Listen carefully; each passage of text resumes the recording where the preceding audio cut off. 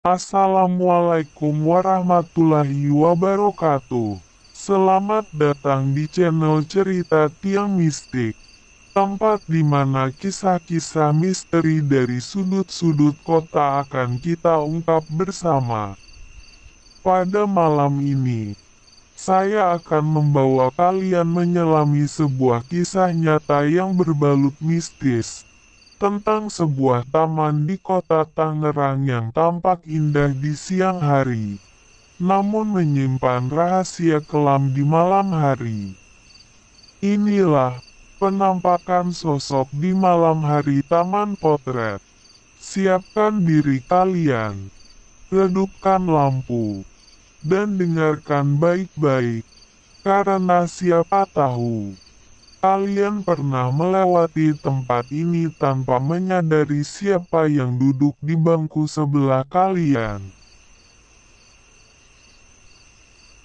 Taman Potret di kota Tangerang dikenal sebagai tempat keluarga berkumpul dan pasangan muda menghabiskan sore. Namun, keindahan itu berubah saat malam tiba. Banyak warga sekitar menghindari taman itu setelah matahari terbenam. Mereka mengaku mendengar bisikan aneh dari pepohonan, seolah ada yang mengintai. Malam itu, Rina, seorang fotografer muda, memutuskan mengambil foto taman dalam suasana malam untuk proyek dokumenternya. Ia datang sendirian dengan kameranya, ditemani kabut tipis dan angin yang berhembus pelan. Lampu taman berkedip sesekali, menciptakan bayangan ganjil di antara patung-patung. Saat Lina memotret patung perempuan berjilbab di tengah taman, ia mendengar suara gemerisik daun. Ia menoleh, namun tak ada siapapun di sana. Ia kembali melihat ke kamera, dan merinding saat melihat bayangan samar berdiri di belakang patung. Ia menurunkan kameranya dengan cepat. Bayangan itu tak ada lagi. Tapi ia yakin, lensa kameranya tak mungkin berbohong.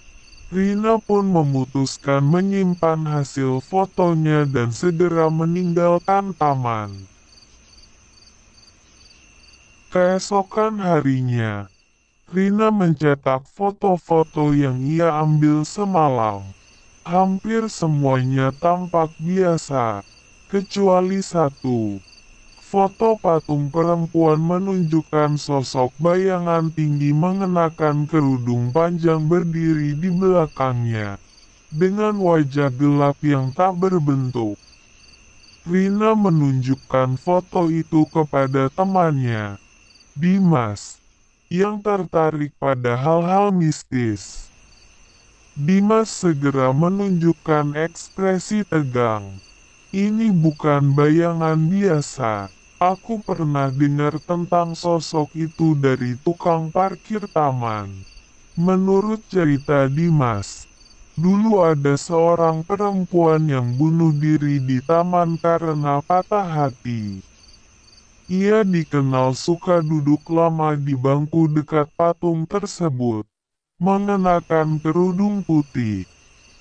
Setelah kematiannya, banyak pengunjung malah merasa dia masih duduk di sana, menangis pelan. Rina merasa tertantang untuk menyelidikinya lebih lanjut. Bersama Dimas, ia merencanakan kunjungan malam berikutnya. Kali ini dengan kamera video dan perekam suara. Rina dan Dimas kembali ke Taman Potret menjelang tengah malam. Mereka membawa kamera video, perekam suara, dan senter kecil.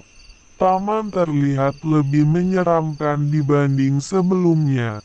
Sunyi, dingin, dan dikelilingi kabut yang entah dari mana datangnya. Mereka mulai merekam dari gerbang taman hingga ke bagian dalam, khususnya ke patung yang sebelumnya memunculkan bayangan aneh. Kamera menangkap suasana gelap dengan cahaya redup dari lampu taman yang berkedip tak beraturan. Tiba-tiba, perekam suara menangkap suara tangis perempuan. Sangat pelan namun menusuk. Dimas menghentikan langkahnya dan menoleh ke belakang. Di kejauhan, terlihat sosok putih melintas cepat di antara pepohonan. Rina mencoba mengejarnya, tapi tak menemukan siapa-siapa. Anehnya, saat mereka kembali ke patung, sebuah syal putih tergantung di leher patung tersebut, padahal sebelumnya tidak ada. Syal itu basah dan berbau anyir darah. Pagi harinya, Rina dan Dimas kembali ke taman untuk bertanya pada penjaga taman. Mereka bertemu Pak Sarman, pria tua yang sudah puluhan tahun bekerja di sana. Saat mereka menunjukkan foto dan syal putih itu, raut wajah Pak Sarman berubah pucat. Pak Sarman menceritakan bahwa dulu pernah ada perempuan bernama Ayu yang sering duduk di taman itu menunggu kekasihnya yang tak pernah datang. Setelah ditemukan gantung diri di dekat patung, sejak itu banyak kejadian aneh terjadi di malam hari. Syal itu mirip milik Ayu. Dulu sering ia pakai, kata Pak Sarman lirik. Kadang saya masih melihat dia duduk di bangku sana, sendirian. Kalau kamu dengar dia menangis, jangan dekati. Kalau dia menoleh, kau bisa ikut selamanya. Rina dan Dimas merasa merinding mendengar cerita itu. Namun bagi Rina, misteri ini belum cukup. Ia merasa ada sesuatu yang belum selesai dari kisah Ayu. Mungkin ada pesan yang ingin disampaikan dari dunia lain. Malam ketiga, Rina dan Dimas memutuskan kembali ke taman. Kali ini dengan membawa lilin dan bunga sebagai bentuk penghormatan untuk Ayu. Mereka menaruhnya di bangku tempat Ayu biasa duduk dan menyalakan lilin kecil di sana. Saat mereka duduk menunggu, angin berhembus pelan dan terdengar suara seperti kertas terseret. Di bawah bangku, mereka menemukan sebuah amplop tua, berwarna kekuningan, dan masih tersegel. Di bagian depan tertulis, "Untuk Raka." Rina membuka surat itu dengan hati-hati. Isinya adalah curahan hati Ayu, tentang rasa sakit ditinggalkan dan permintaan maaf karena merasa tidak cukup baik. Di akhir surat, ada kalimat yang membuat Rina tercekat. "Jika aku pergi, maafkan aku. Tapi aku akan menunggu di taman ini sampai kau datang." Dimas menyarankan mencari tahu siapa Raka sebenarnya. Mungkin itu kunci untuk menghentikan gangguan dari arwah Ayu. Rina setuju. Mereka memutuskan menelusuri data penduduk dan arsip berita lama.